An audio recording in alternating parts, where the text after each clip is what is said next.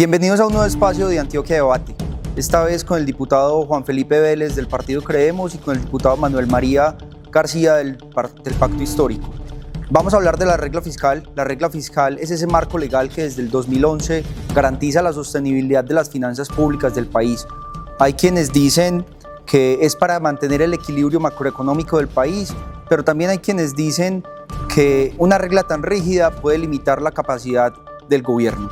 En ese sentido, diputado Juan Felipe, ¿qué beneficios ha traído la regla fiscal en la reducción de los niveles de la deuda pública en Colombia a largo plazo?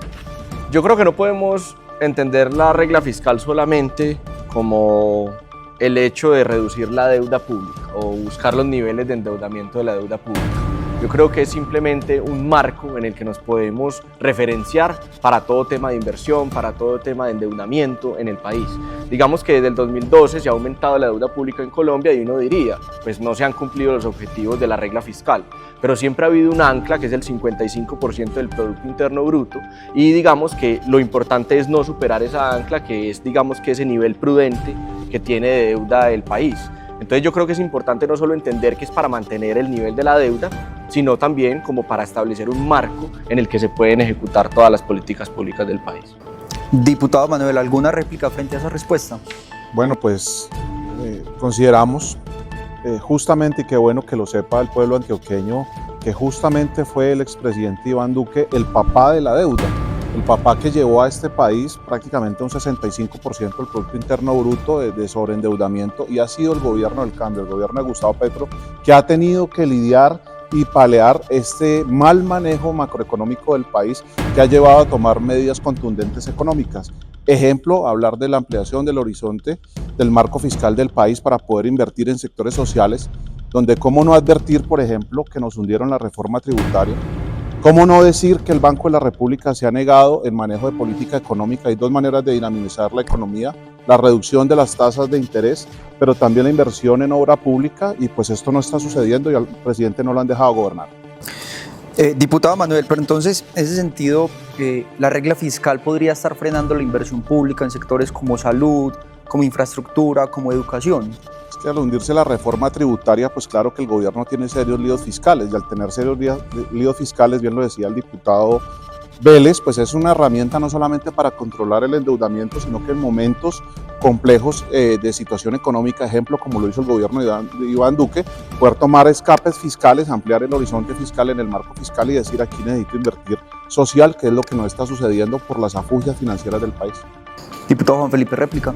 Pues en realidad pues quedo bastante sorprendido porque es el gobierno de Gustavo Petro el que ha aumentado las cuotas burocráticas en más de un 14%, hay 27.000 empleos más, y entonces la cuestión siempre es echarle la culpa a que no han dejado, a que el Congreso no ha dejado hacer las reformas sociales, cuando la inversión pública se ha reducido en un 13% en el 2024, un 17% en el 2025, un presupuesto del 2025 de 523 billones de pesos, donde solamente 82 billones de pesos van para inversión, 113 billones van para el servicio de la deuda y 325 millones para gastos de funcionamiento. Entonces, claro, es muy fácil hablar, decir que se ha reducido mucho la inversión, que el Congreso no ha dejado, pero ellos mismos aprobaron por decreto, el presidente, un presupuesto del 2025 de 12 billones de pesos de déficit, con déficit.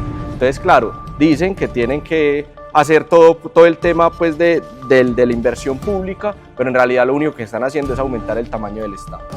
Diputado Juan Felipe, ¿de qué manera ese cumplimiento de la regla fortalece la calificación crediticia de Colombia y esto pues permite que podamos tener mejor calificación al financiar internacionalmente?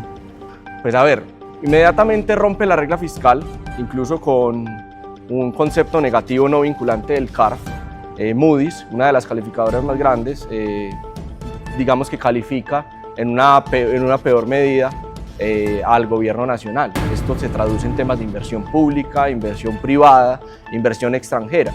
Entonces yo creo que el ministro de Hacienda mencionó que nada tenía que ver la calificación crediticia del país si se rompía esa regla fiscal, pero yo creo que inmediatamente dos calificadoras, en especial Moody's, lo que hace es bajar la calificación crediticia y esto se traduce en menor inversión, riesgos inflacionarios, riesgos cambiarios.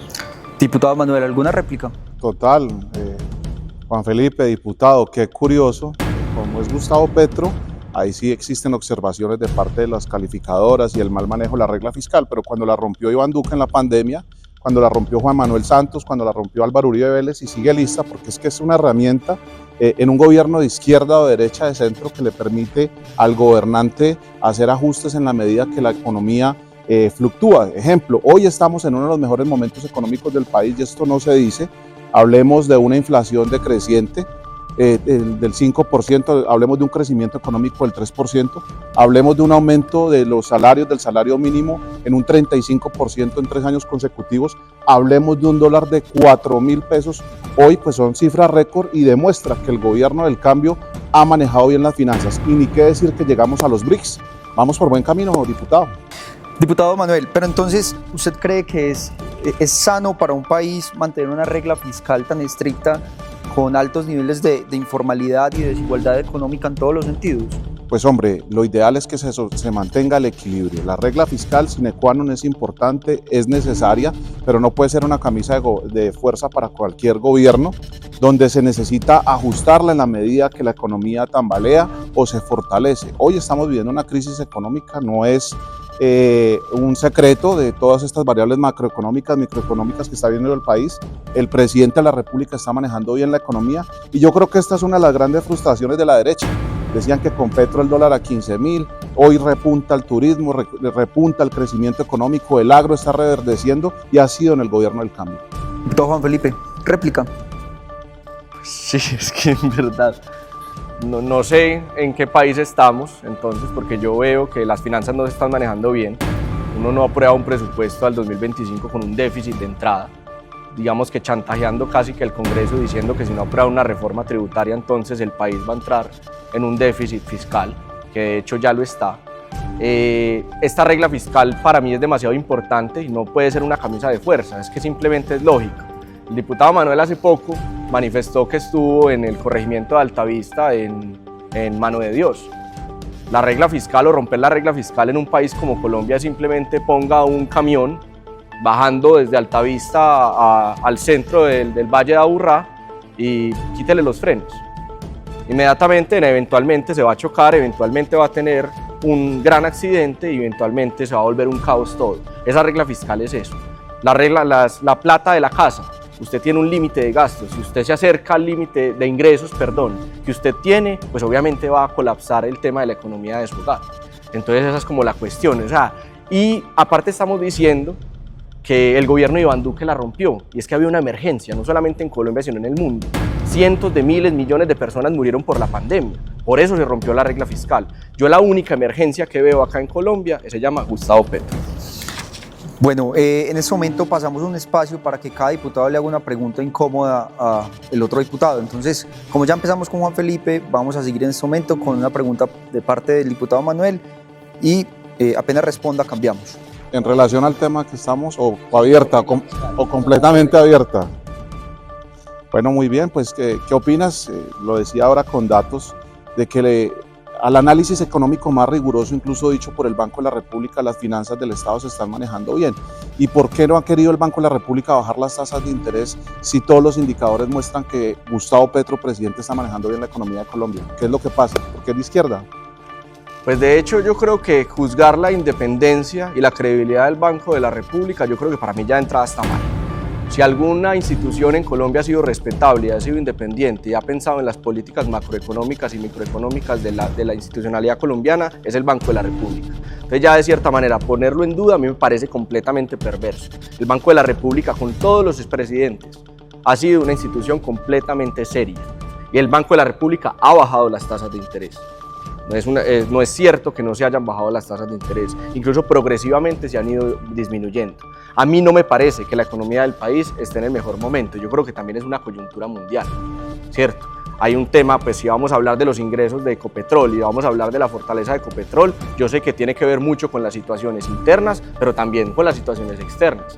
Lo que está pasando en el estrecho de Hormuz con Irán tiene que ver en el tema de Ecopetrol en este momento.